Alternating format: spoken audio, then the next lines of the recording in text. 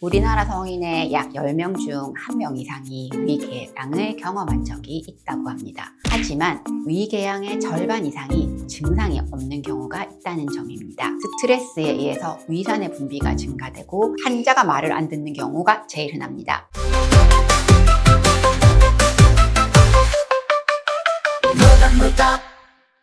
안녕하세요. 노닥노닥의 내과 전문의 노은지입니다. 혹시 알고 계셨나요?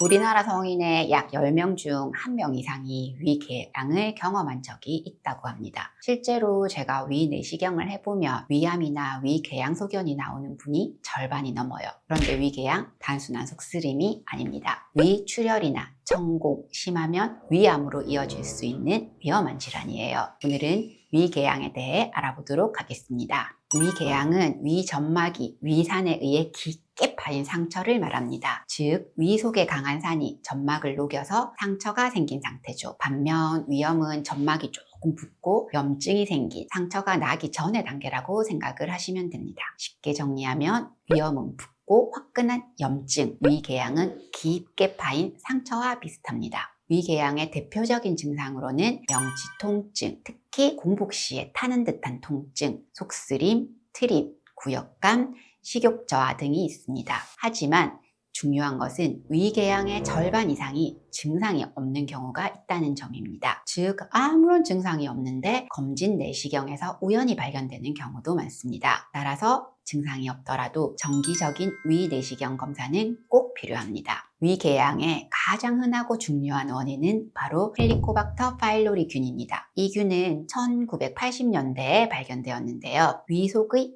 강한 산성 환경에서도 살아남을 수 있는 유일한 세균입니다. 그 비결은 우라제라는 효소를 분비해서 위산을 중화시키고 스스로 주변을 안전하게 만드는 것이죠. 문제는 이 과정에서 위점막을 자극하고 염증을 일으키며 점막 방어층을 약화시켜 위염, 위궤양, 십이지장 궤양을 유발한다는 것입니다. 게다가 헬리코박터균은요, 위암 발생률을 3배에서 6배나 높이는 발암균으로서 WHO에서도 정식으로 1급 발암인자로 지정되어 있습니다. 즉, 헬리코박터균은 위 질환의 근본 원인 중 하나이기 때문에 감염이 확인되면 반드시 치료하는 것이 좋습니다. 물론 모든 위궤양이 헬리코박터균 때문은 아닙니다. 그 외에 진통제나 소염제 등도 위 점막의 보호 물질을 감소시켜 궤양을 유발하기도 하고요. 스트레스에 의해서 위산의 분비가 증가되고 점막의 회복이 지연되면서 궤양이 생기기도 합니다. 그리고 가음이나 흡연 등으로 인해 위 점막이 손상되거나 불규칙한 식사,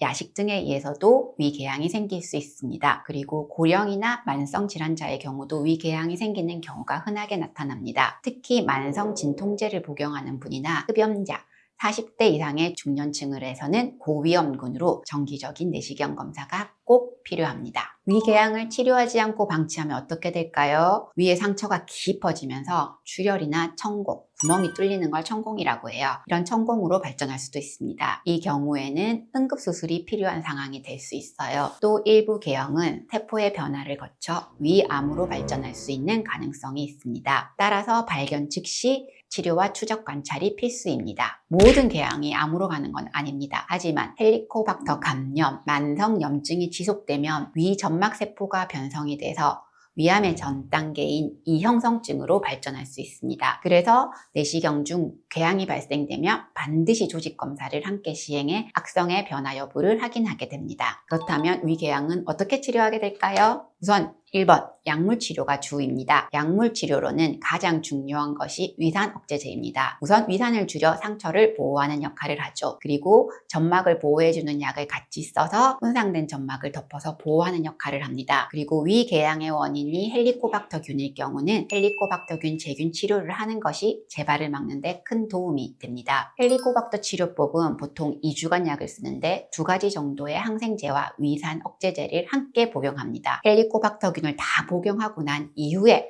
4에서 8주 후에 호기 검사를 통해 균이 사라졌는지를 확인합니다. 위궤양이 있는 경우 2달 후에 위 내시경으로 위궤양이 낫는지를 확인하는 경우가 있는데 이때는 이 내시경을 통해서 헬리코박터균이 치료되었는지를 확인하기도 합니다. 치료 도중 흡연, 음주를 하면 재균 실패의 확률이 급격히 높아지는 경우가 있습니다. 위궤양은 치료를 해도 재발이 굉장히 흔한데요. 그 이유는 3가지입니다. 특히 제일 흔한 거는 환자가 말을 안 듣는 경우가 제일 흔합니다. 약을 제때 안 먹거나 치료 중 술, 커피, 매운 음식을 섭취를 계속하는 경우. 제일 중요한 거는 담배, 흡연입니다. 그리고 진통제를 꾸준히 복용하는 경우, 특히 아스피린이나 이부프로펜 등은 위 점막을 계속적으로 자극하기 때문에 궤양이 잘 낫지 않는 경우도 있습니다. 그리고 궤양 자체가 특수한 경우, 위암의 가능성이 있는 악성 궤양이나 졸린거 엘리슨 신드롬 같이 궤양 자체가 특수한 경우에도 궤양이 잘 낫지 않는 경우가 있습니다. 결국 위 궤양은 의사의 처방, 환자의 습관 교정이 함께 가야 완치를 가능합니다. 위궤양 검사는 어떻게 할까요? 위 내시경은 위 내부를 직접 관찰하는 가장 정확한 검사 방법입니다. 보통 40세 이상의 성인에서는 2년에 한 번 국가검진이 무료로 있습니다. 가족 중 위암 환자가 있는 경우는 매년 검사를 추천하는 것이 좋습니다. 검사 과정은 8시간 이상 검사를 공복 상태로 금식을 하는 것이 좋고요. 수면이나 비수면은 원하시는 대로 선택하시면 됩니다. 그리고 궤양이나 염증이 발생하는 경우 조직검사나 헬리코박터 검사를 시행하고요. 검사 후 1시간, 드문 경우에는 조금 더 시간이 길어지기도 하는데 금식을 하시는 것이 좋습니다. 그리고 목이 조금 아픈 경우도 있는데 구역질을 많이 한다거나 너무 힘을 주는 경우에는 목에 통증이 있는 경우도 있지만 대부분은 일시적인 경우가 많습니다. 그리고 수면 내시경은 절대 해서는 안 되는 게 있는데 바로